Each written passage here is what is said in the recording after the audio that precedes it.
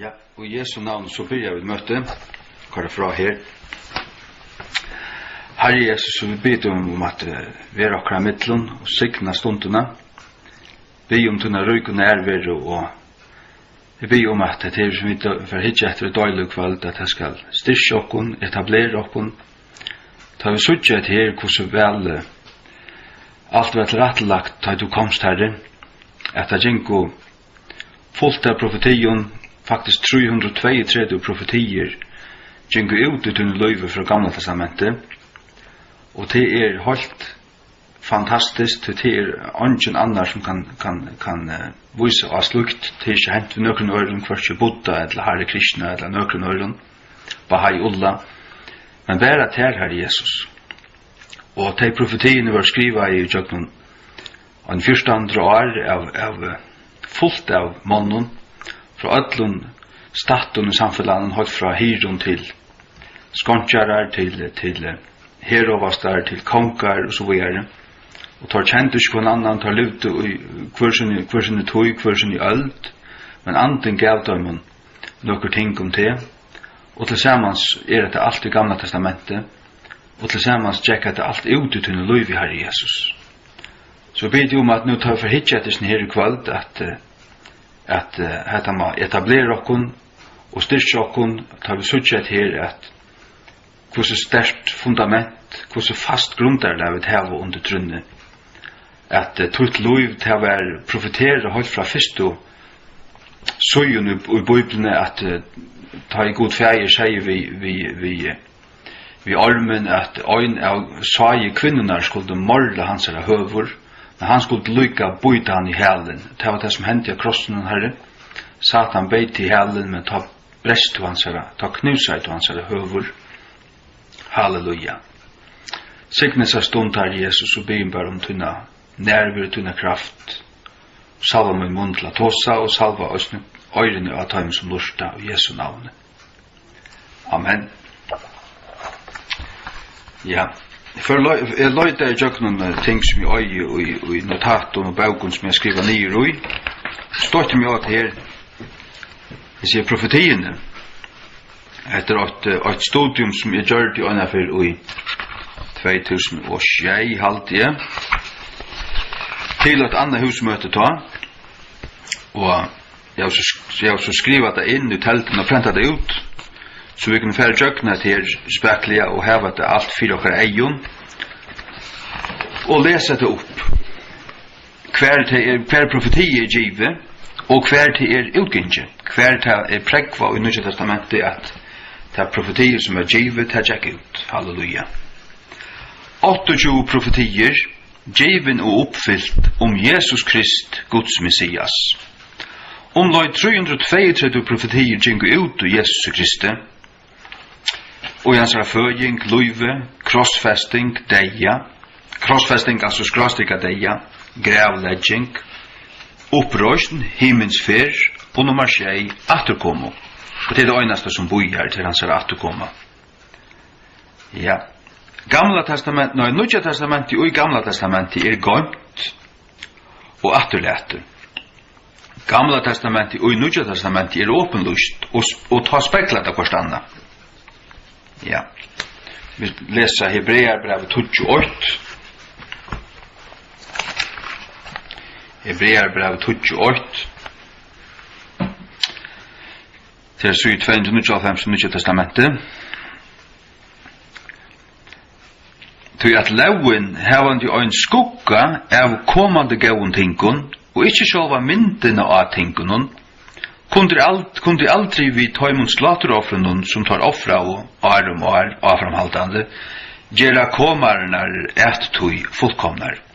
Altså lauen hei ein skugga av komande gauun tingun, og ikkje sjálva myndina av tingunun, men vi hava myndina, det vil sia at og vi Jesu Kristi kom og hans løyve fullkomna offre, så har vi ikke bare en skugga og en mynd, eller en avmynd, men vi har myndene av sjølv tingene, vi har sjølv tingene. Ja. Det vil si at tar vi skilja Nye testamentet, tar vi et øye til, tar suttja hvordan det relaterer til gamla, Men han som bare hever gamla, han lever bare i en skugga. Han hever ikke substansen. Men vi hever substansen. Det vil si at loven var skudgen, evangelietøyen og tusenararudje og evanløgjen tingene sjálv. Det tingene sjálv, halleluja. Ja. Nudja testamentet og i gamla gønt og atterlete. Ja, det vil si at Nudja testamentet finst og i gamla. Det gønt og atterlete. Du skiljer det ikke for en anden oppenbæra der da. Først måst du skilja tingene som anden oppenbæra der om Nudja, så oppenbæra han der gamla og snukkus der relaterar til det. Og gamla testamentet og i Nudja testamentet åpenlust.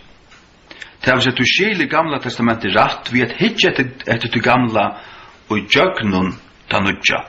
Ta skiljer du det rett. Ja. Møveløgjen fyrir at ein personur uppfyllir best 8 av hesum profetiunen. Jesus uppfyllte 332. Møveløgjen fyrir at ein personur uppfyllir best 8 av hesum profetiunen 8 til 100 vi 16 nullen at han fyrir. 8 til 8 og 16 da.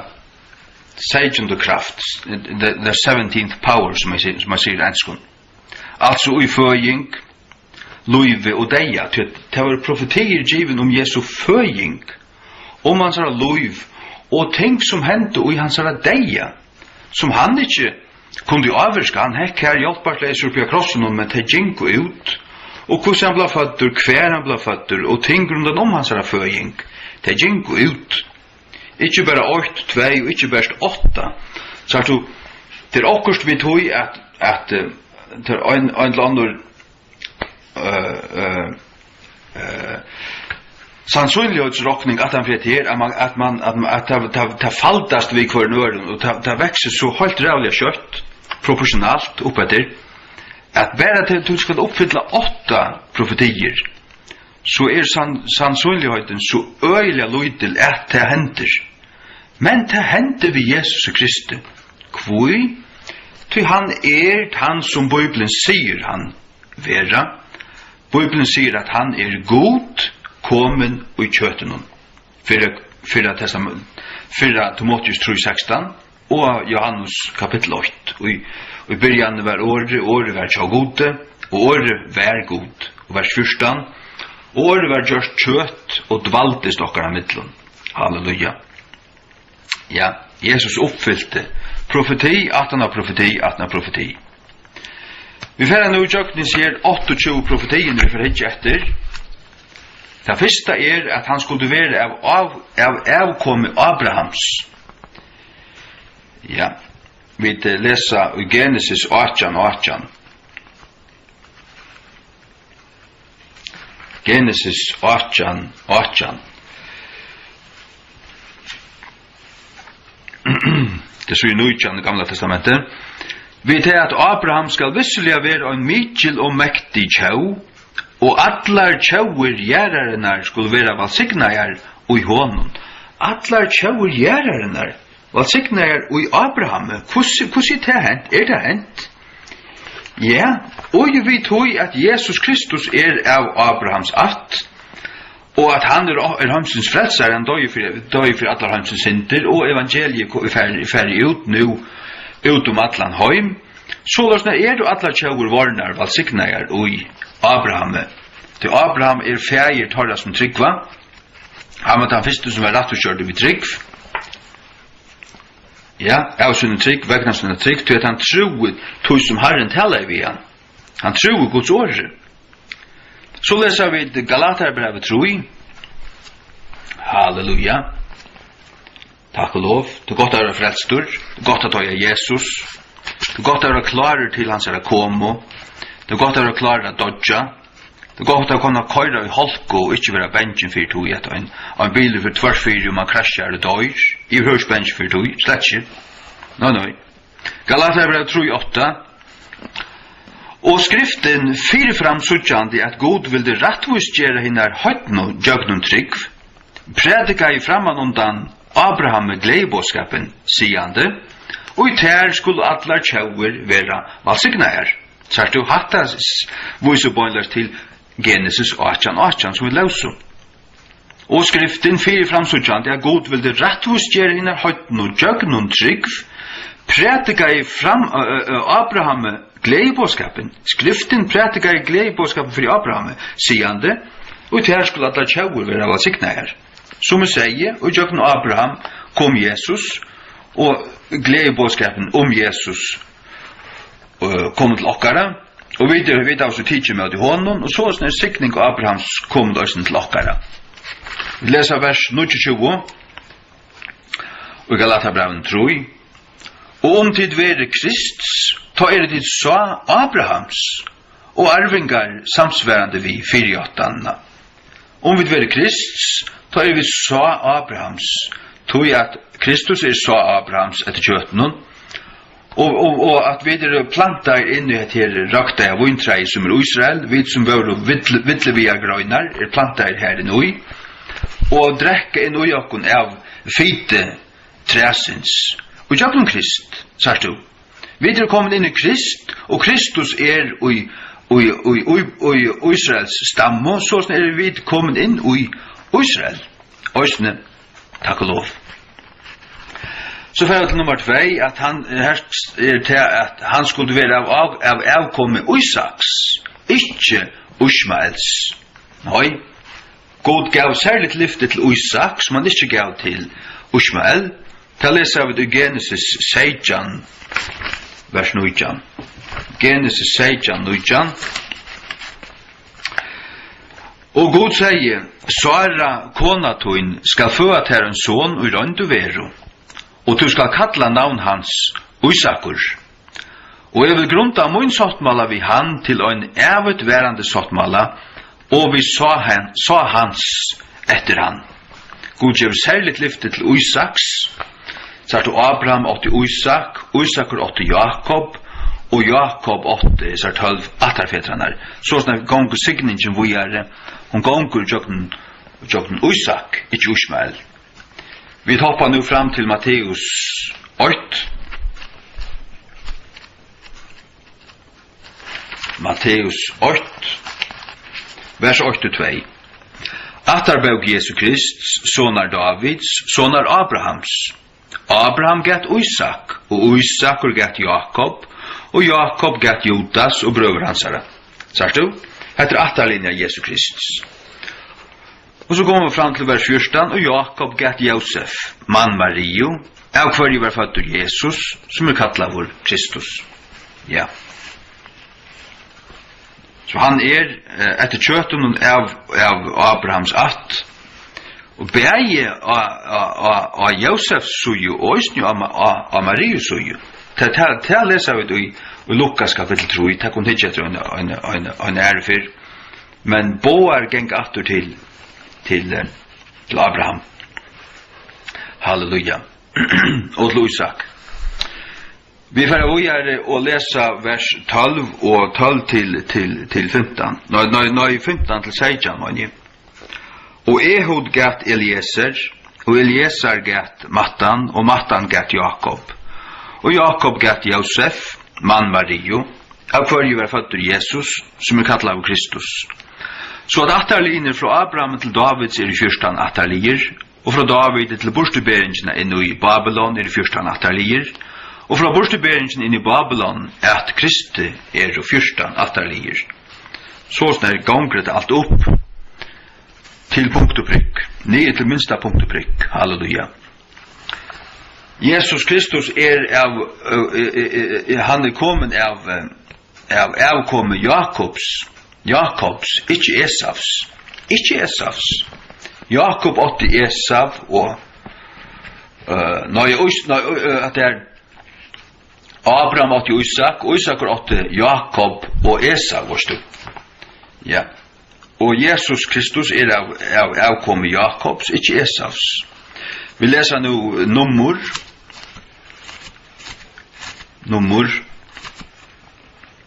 kapitel 24, 16-16. Nummer, kan det passa?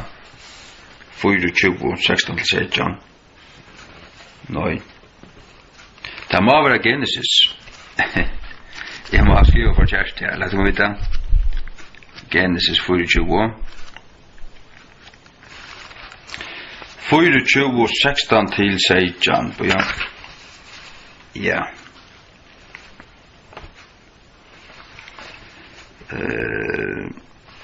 Nei. Her okkur svipsa åpenbart her. 16-16. Ja. Nummer 24, 16. Så hva er det her? 24, 16-16. Jo, det er nummer 24, 16-16. Jeg les 26. Jeg sliver for kjærst opp. Nummer 24, 16-16. Han hever sagt, som holdt i årene så gode, og visste kunnskap hins mest hoa, som sa sjøen hins allmåttua, fallande inn i en transo, men hevande eisun i åpen. Jeg skal sjå han, men ikkje nu. Jeg skal skoa han, men ikkje unånd. Det skal komme en stjøtna ut ur Jakob, og en veldesbrott skal ruse ut ur Israel, og skal slåa hjørnene tja Moab, og øyelegja öll bøtnene tja Shett. En stjøtna skulle komme ut ur Jakob, ikkje Esau skildu, til ut ur Jakob. God bardes vi Jakob, og bardes vi han under høyla nått, og her fikk han navnet Israel. En veldesbrott og en stjøtna skulle komme ut ur Jakob, og til Jesus. Til Jesus, til han den stjøtnan og veldesbrotten, som skal slå alle fudgen der, Israels ånda, og det sørste bardean. Hvis vi nå fer fram til Lukas kapitel 3, Lukas kapitel 3, vers 23, Lukas 3, 23, og vers 23 og 34, ja.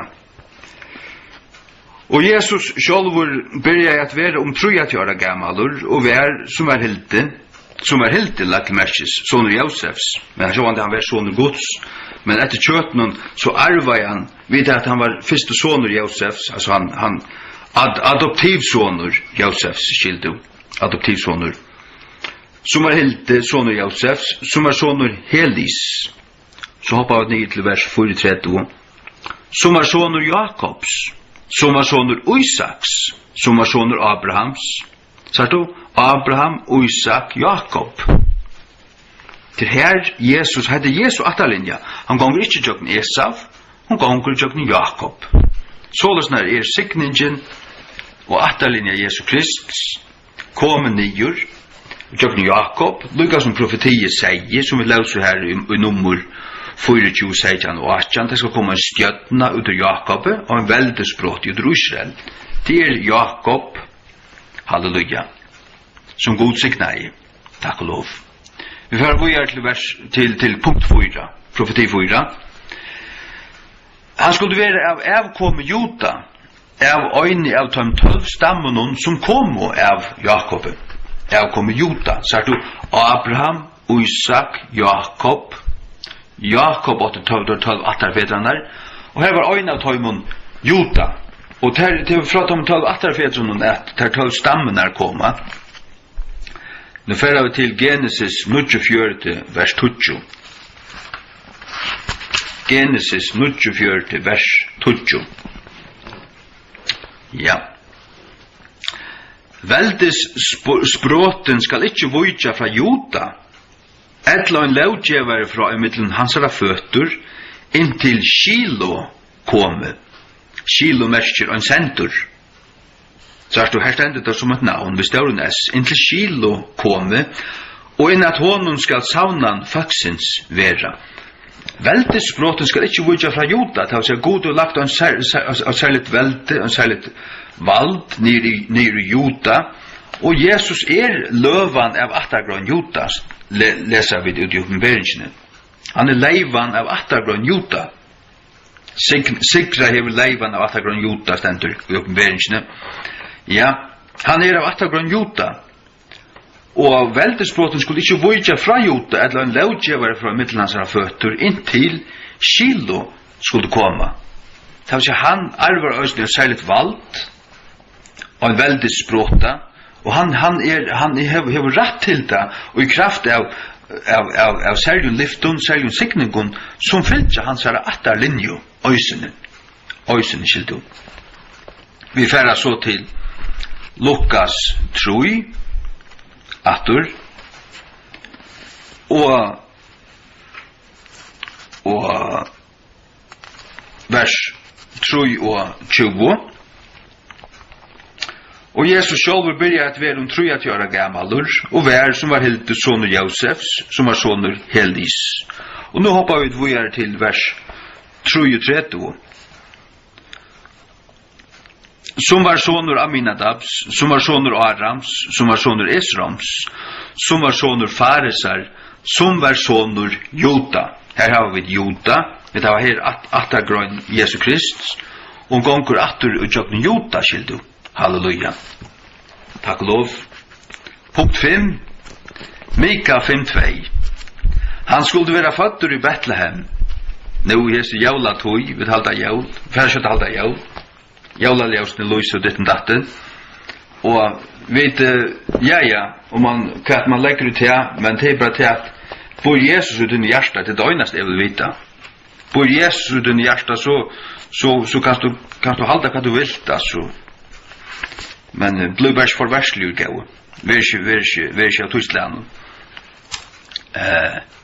Hev Jesus ut i hjertet kvønte, øyne hinna det han er, alla det han er. Alt tøy, at han bygger her. Mika 5:2. Men to Bethlehem Efrata, to at du være til lytel mellom tusinder Juda, sagt du Juda. To utur ter skal han komma fram i mer, som øyre at være skjøttnar i Israel. Kvørs færingar fram hava vært fra forrun, fra avutverande. Han skulle være fødder i Bethlehem, to Bethlehem Efrata, to at du være til lytel mellom tusinder Juda, to utur ter, utur Bethlehem. Skal han komma fram i mer, som øyre at være skjøttnar i Israel. Her han vært til han, han har ikke vært til enn.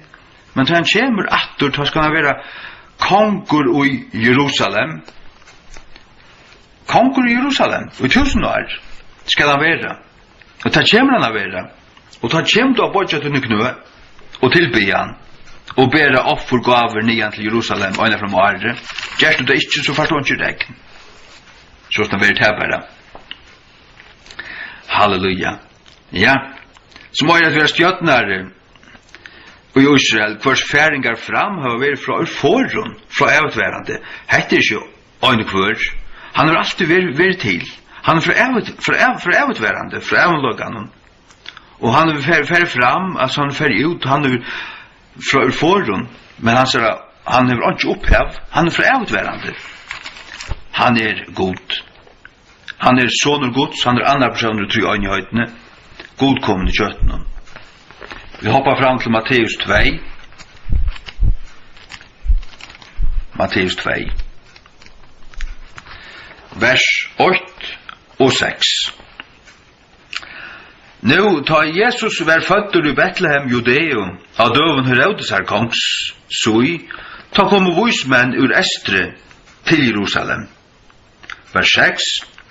Og to, Bethlehem, og i landet Juda, det ikke hin minste mittlen Juda prinsa, to udur her skal komme en stjøtnare, som skal stjøtna falskjemunnen Israel. Ja, men hikk hva ta sia i vers 5, og ta skjøttu vi han, og i Bethlehem Judeo, til jeg såløy stendur skriva vi profeten. Sagt du? Tar snakk om hver Kristus skulle være fødder, og vi hoppar fram til vers 4, og tar han i savna alla tar fremst fremst då prästarna och skriftlärda falskjunu saman, kravde han avtøymum hver Kristus skulle være føddur, og tar sødde vi han, og i Betlehem Judeo, tar visst at han skulle være føddur i Betlehem Judeo. Og her var han føddur. Tøy at såløs stendur skriva vi profeten, og så citerar der Mika 5:2. Og hver var han føddur? Ja, men ta løs vid vers 8 her. Nu, ta Jesus var føddur i Betlehem Judeo. Han var føddur i Betlehem Judeo, av døven Herodes kongs. Og jeg kjenner det fra Jævlevangelium og Lukas troi, at de fører nian til Betlehem, til at det var sånn at det var en lovkommende kraft, at de skulle fære til sånne atterbygd, her som det kom fra.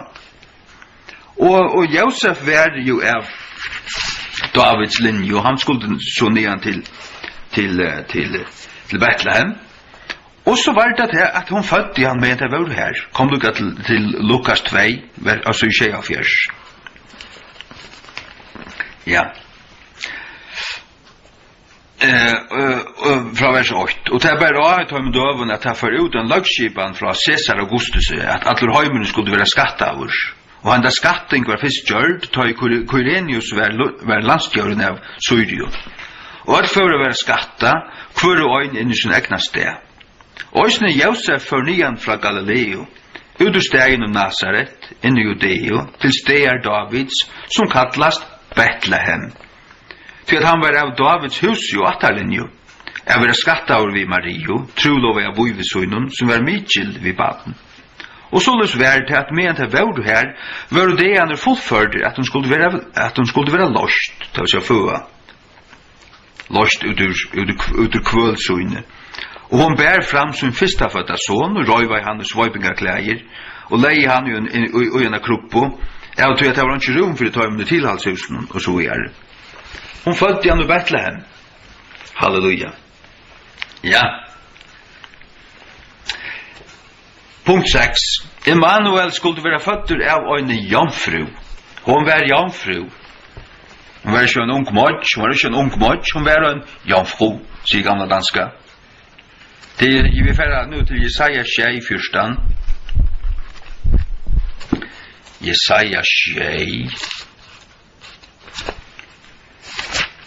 Det er godt å ha en ordentlig bibel som sier jomfru, som ikke sier en modj. Altså en modj, slå det opp, husk hva det er til en ung, avgift kvinna som kan være en jomfru.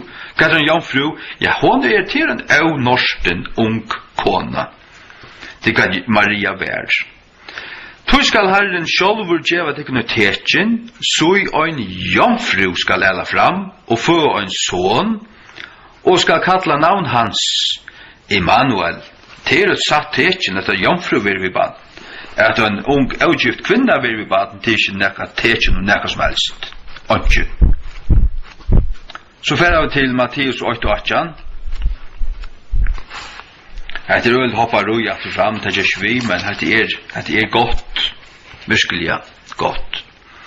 Nå føying Jesu Krist var av hesa vois, ta i som maur hansara, Maria var trolova Josefe, av hvor enn de kom og saman, var hun funnet vi baden av halkandan. Hun var vi baden av halkandan, det som angelen sier vi henne, ta i han kom til henne, Gabriel, og sier hva skulle hente? Kraftins haksta skulle skugge iver han av ditten datten. Og så er det at Josef, han kommer nei av oss ned, men så kommer han ikke til hans her i dreime, og i vers 20. Og medan han en grunda i saluter, så i angel herrans byrste sonen i dreime, sier det, Josef, til soner Davids, øttast ikke at teka til tøyn Mario, konutøyna, til at det som gitt i henne, av halkandanen. Og hun skal bære fram en son, og du skal kalla navn hans her Jesus, tror at han skal frelsa folk sutt fra synden torra. Halleluja. Underfullt. Underfullt. Punkt 1. Og Jesu navn. Sonur Guds skulle være i Egyptaland i et skifte. Ur tøy skulle God fægir kalla han. Vi kjenner det. Han var akkurat fattur. Så gikk han tøy, så kom så kom en lagbå til at alt de unge bøttene her skulle drepast på en av veien, og de måtte flytja til Egyptalands. Og her var det så en tog inntil de hørte til at nu var klart, nu var han deier, og ditten datten, så får det her atter. Vi leser nu Hosea. Hosea 11 vers 8. Hosea 11 vers 8. Ta i Israel var et baden. Det er så i 1075 i gamla testamentet. Ta i Israel var et baden, ta elska i han, det er god feir som talar.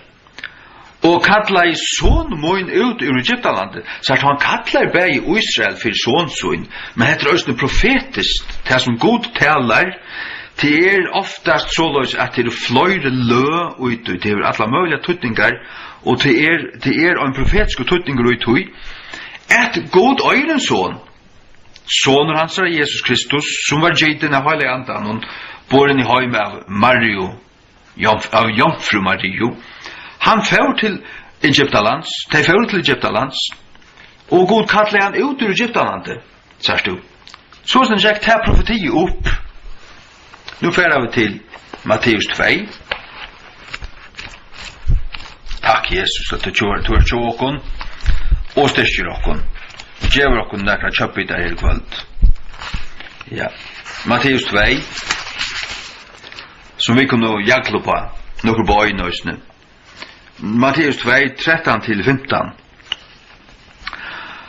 Og ta i tarver og farner av sted, så i angel herrans byrstest for Josefi og i en dreime sigande, røyste og tekta unga baden i maur hansara, og flutja inn i Egyptaland, og ver to her til å bere til år, til at Herodes vil løyte etter til unga baden til tess at øya han.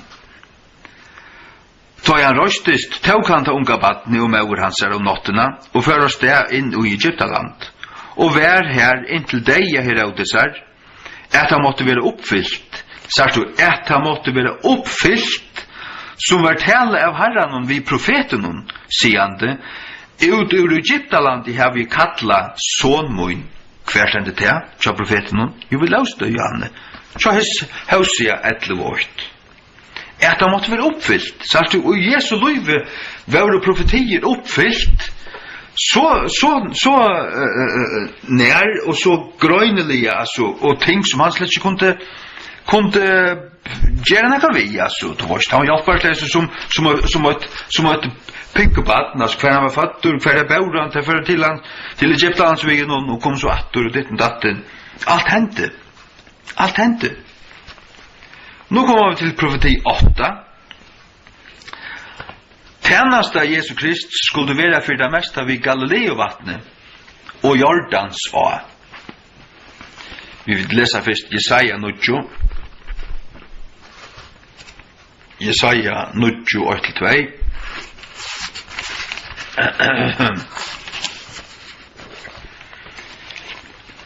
Hevast hetta, nian skal øyvera slug som vær i plaving hennara, ta i at byrja vi han latliga nøyde land Sebulons og land Naftalis. Og så er møyre svorliga nøyde hana vi Sævarvegen. Hine med i Jordan, og i Galileo tjauana. Hine med i Jordan, og i Galileo tjauana. Falki som gikk i myrkre, heva sæ et mykjeljøs, tar som dveljast i landet deskogans, og på tøyr hever ljøse skine.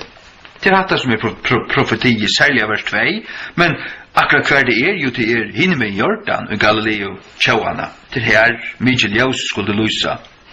Og til mykje ljøs er Herren Jesus Kristus. Halleluja. Sagt du til han vi bygger okra tryggva? Altså, vi en kristen er tryggva av Jesus Kristus, og hva han hva han vil gjørst, hva han vil giv i okkon. Til at hattla seg et hånden, det ikke nekka størst som du erst, for å kunne være en kristen.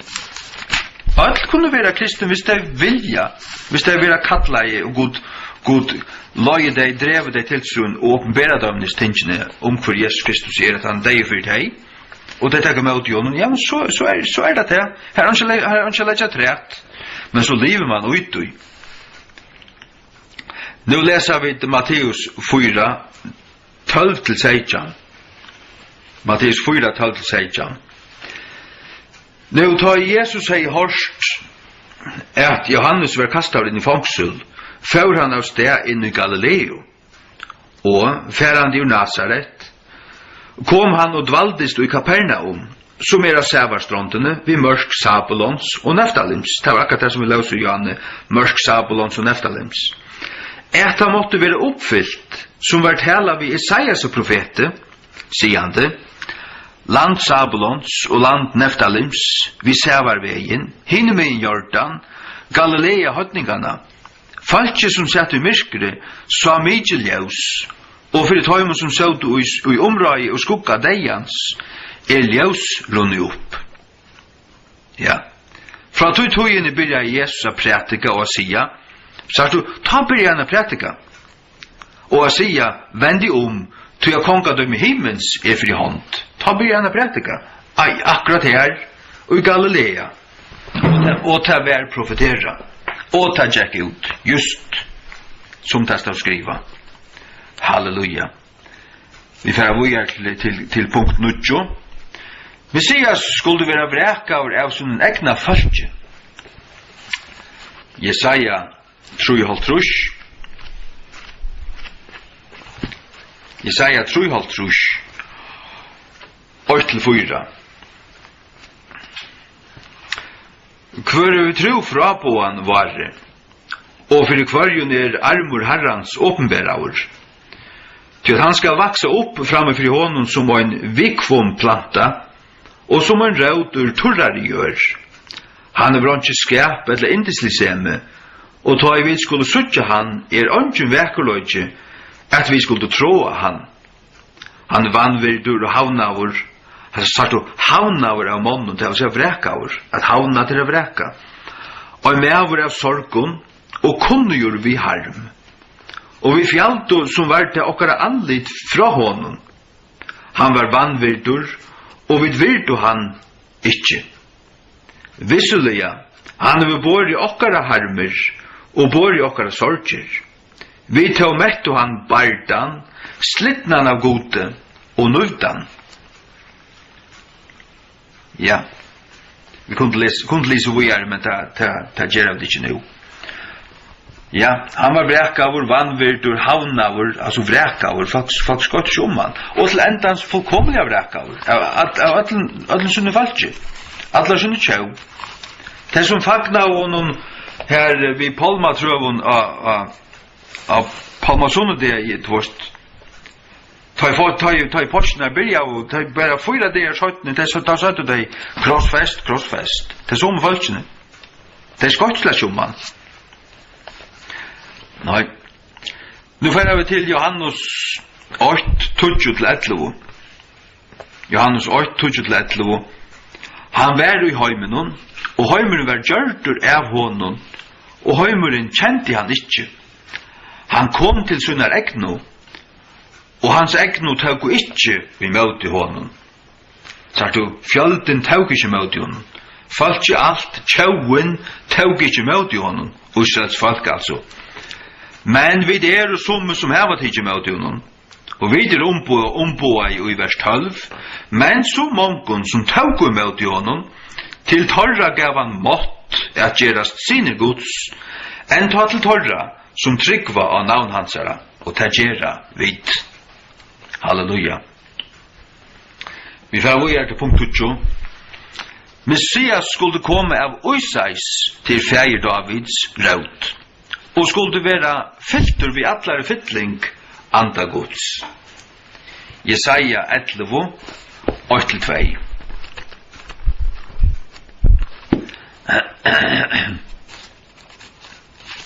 Jesaja 11, 8-2. Og vi leser, og det skal komme fram og en språte ut ur stam og Uisais, sagt Uisai pape Davids. Og en grøn skal vaksa ut ur rautun hans. Ja, og Jesus av Davids stam, og han av Davids att. Og ande herrans skal kvile på honom, ande vursdoms, ande vids, ande ras, ande kraftar, ande kunskapar og ötta herrans. Her tjej andar, ande herrans nummer 8. Ande vistams nummer 2, ande vits 3, ande ras 4, ande kraftar 5, ande kunskapar 6, og ande ötta herrans så tjej. Så at det tar tjej andar herrans, at det høyla i anden i sin fotlast og fyndling, allar dimensjoner av noen, fullt og høylt, og i Jesus Kristi, til han sjálvaste Messias, første morgla minne. Ja, vi får nu til Lukas 2, 2,5.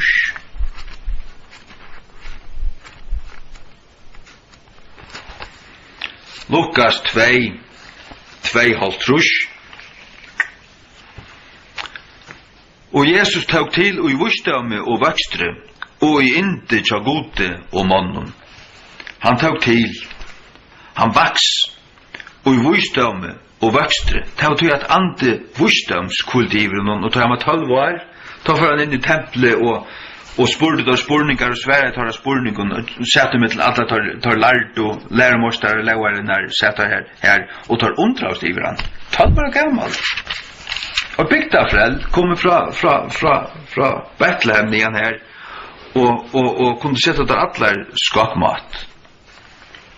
Gjerningar apostlarna 28:30, skulle vi dørsten lesa. Gjerningar apostlarna 28:30. Hvordan god salva i Jesus og Nazaret, vi halgandan og vi kraft, som fører gerande godt, og grøande alt som var kua av djevelen, tog jeg god var vi honom. Så at han gjør disse omdrende krafta gjernar, tog jeg at halge anden var iver honom. Han var salva over vi halgandan og vi kraft, ikke bare halgandan, men også vi kraft, han er til dimensjonen av halgandan som øyter andekraftar, øysene. Han har Guds anda i fotlom måte. Og det sutja vi i Johannes 3, 36, og lett han lykka lesa det. Johannes 3, 36. Her stendur såleis. Nei, det er ikke 36. Det er 34. Til at han som God hever sendt, talar årene tja gode, til at God gjør ikke andan etter måle et hånden.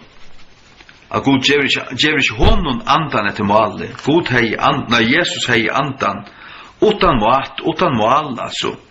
Vi får andan etter måle, og et mat vi drekka til oss så som egg til okra tjenest, men Jesus hei han utan marsk, utan mat.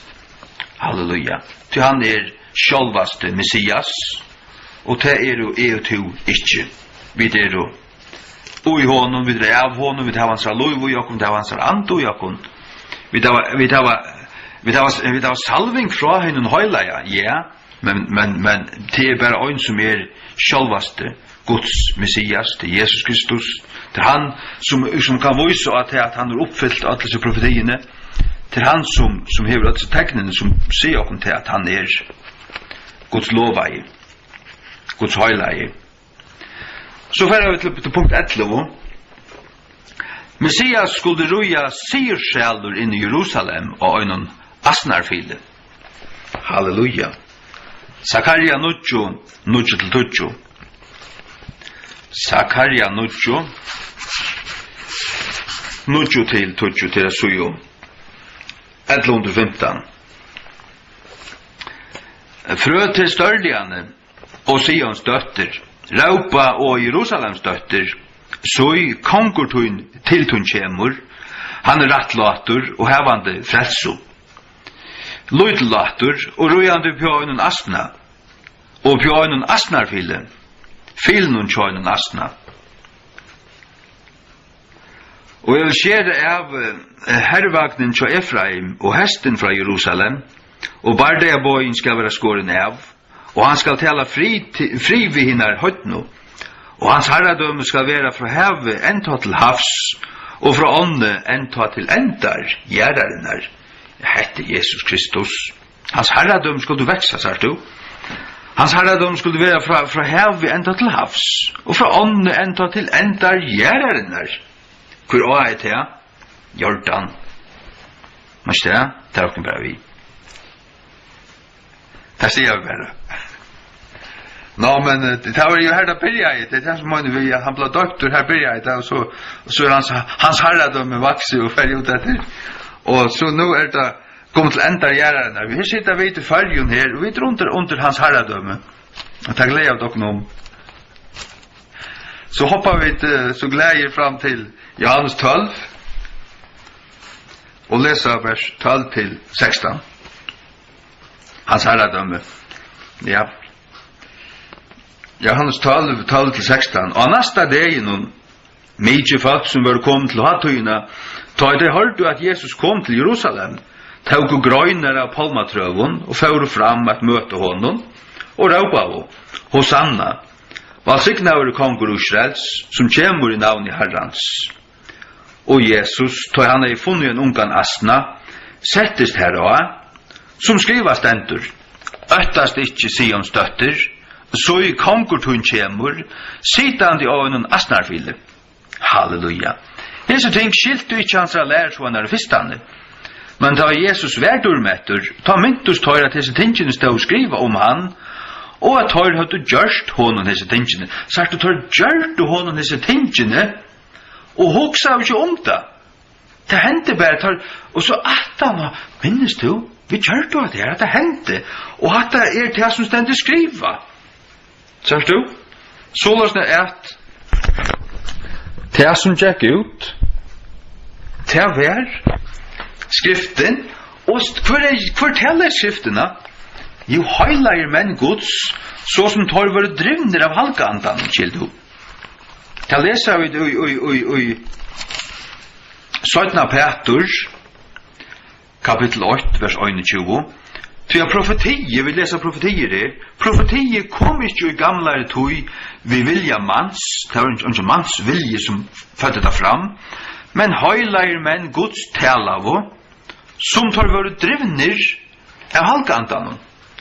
Heilig anden drøyder, heilig anden leidom akkurat til å hjärsta, gav dem en sutt år, og tar skriva av det nyer, og til gamla testamentet. Og til det som tjekk opp i Jesu løyve. Punkt, at han har punkt. Nå kommer vi til punkt 12 i Jesu navn. Messias skulle være seldur for troja til stikker av silvure. Av Judas. Det er Jesus som ikke vil gjøre. Jesus avtaler ikke til av Judas. Judas fann på det, eller han sottmåla vi disse her klottene i tempelen under vårt. Og det ble troja til stikker av silvure, men det hokser han ikke om.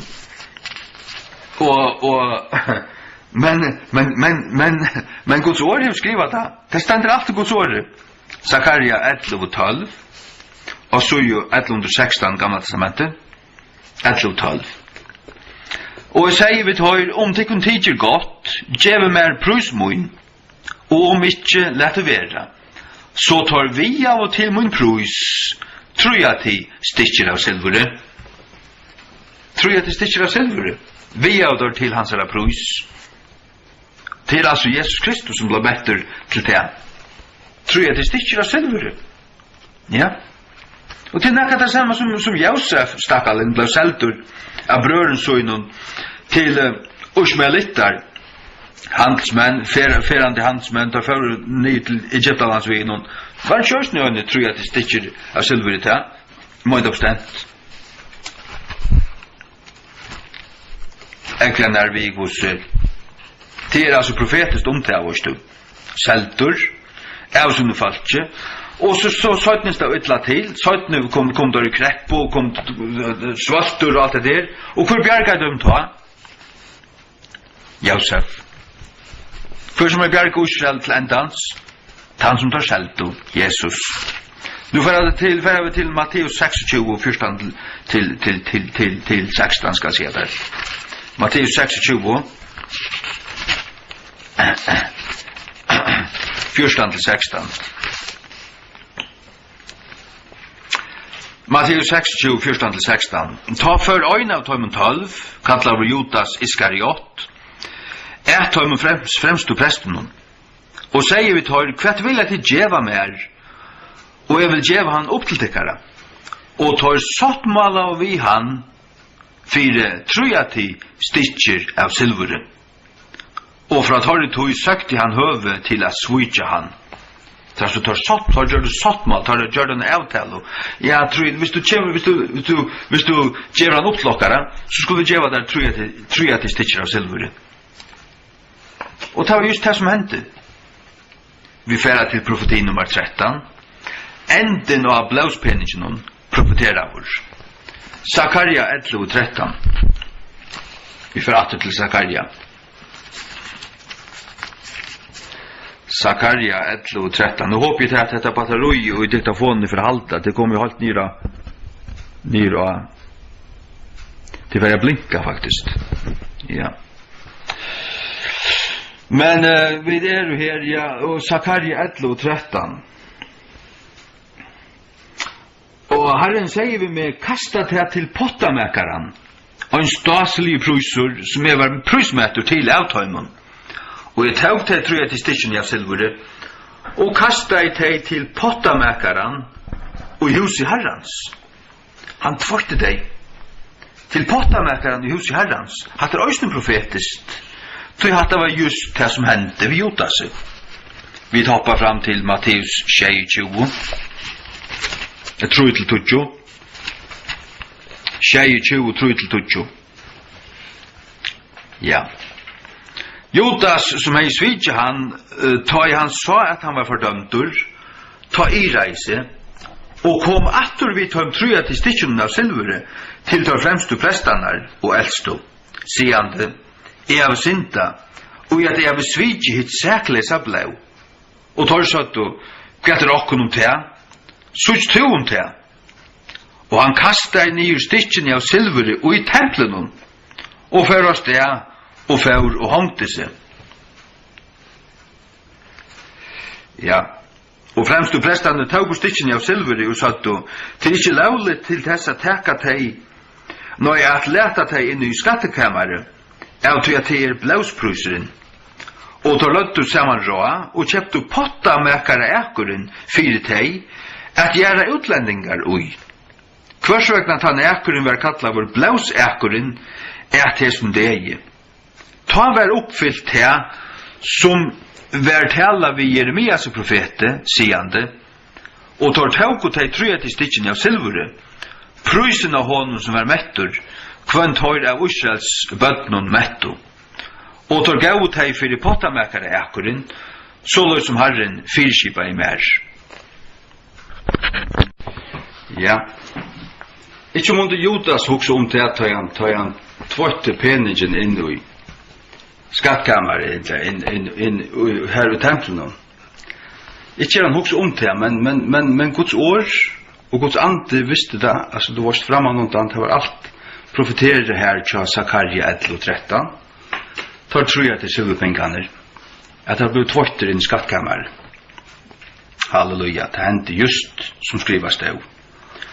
Så kommer vi til punkt 14. Messias skulle være avkardur av ligevittnen. Profetiet stendur i Salme 35:11. 35:11. Falske vittner ryser opp. Tei laddu til mine avkaru ting som visste ikke. Falske vittner riser opp til laddu til mine avkaru ting som visste ikke. Og Salme 109, manje, Salme 109, vers 2-5. Til av munneren tja til vanda og munneren tja til svigfotla åpna i møte mer. Tar av tale i møte mer vi øyne likvante tunko. Tar omringa med omkring oss vi åren av hætre, og bardust i møte mer utan grunn. Fyrir mun kærløyga tar mun i futsin der, men det djever meg sjálvan til bønnar. Og tar hava endurgolde mer ilt fyrir gott, og hætur fyrir kærløyga mun. Ja. jeg har vært falsk vittner is opp til løydet til mine avkære ting som jeg visste ikke, sier salmisteren. Og vi leser fra Matteus 26 at Jesus ble avkæret av livet nå, og de spunner bare opp i seg søvner, og de søvner kommer ikke av sant. Det var ikke samsvær ut tusen det sett, de sette bare akkurat, tvattla bare akkurat, øyne et annet vårt. Og så er det blant dømter etter lisøven. Matteus 26, 14-16.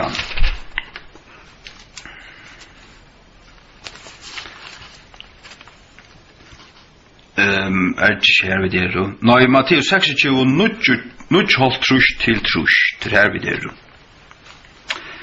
Nå tar fremst og prestaner og eldstu og alt råje, søkt og rengan vittnesbord i møte Jesus. For at her kan av lov, tar søkt og tar funn og folk, tar løyta og fram, søkt og altså, rengan vittnesbord i møte Jesus. For at her kan av lov, det er nekker undermenn, det må man sige. Men funn og ikke. Jeg har hatt mange falske vittner komo, til funnet tar ikke. Til sørst kom 2 falske vittner, og satt og hessen felagen sier, mentor at øylegge tempel gods, og at bytja til av 3 døvun. Og høvespresten røstist, og sier vi han, sverar to ikke, hva det som hesse vittnemøtet her? Men Jesus helt fri i søgnen. Og høvespresten tog til åra, og sier vi han, sverger til vi hin livande god, at du sier okkon, kvart to være Kristus, soner Guds. Jesus sier vi han, du hever sagt, hevast hetta, jeg sier tikkun, her etter skulle til suttja menneskesonen, sittande vi høyre hånd kraftar, og komande i skudjon himmens. Halleluja. Ja, han ble avkart av livet nå, og han var sækleisur, da han ble dømtur, utan synd. Pilatus sier at han fann onka synd i sin mannen, og tog gav han tar opp til torra, og han hei til siven jo at djeva dem en leisan om høgtøyna. Og så gav han det bare opp til falskje, han lær bare falskje råa. Hva vil det heva? Jesus som kallar Messias, etla Barabbas. Og de satt og djeva kom Barabbas leisan. Og så spurte han, hva skal ta gjøre ved Jesus, som han kallar Kristus? Og folk sier, krossfest han. De uldet det, de røpt, de gjeila det, trutja ferir, krossfest. Men dette var alt Guds planer. Så løys blir vi leiskjeft. Så løsna blei en sækleisur, synda frujur, dømdur i okkara rum og sted. Halleluja. Fyrir jeg vet, og i trønn Johan skulle være rettforskjørt. Vi leser 4 Petrus brev, 3:18. Til at Kristus øysen hever øyna for lie for synder, hin rettvise 4 hinnar avrettvise. Hin rettvise til Jesus.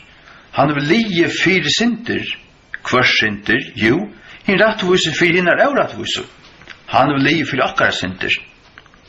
Han løy sækleisur. Og vi leser her tja 4 Petrus 2, 21, og blæser inn på en framan undan.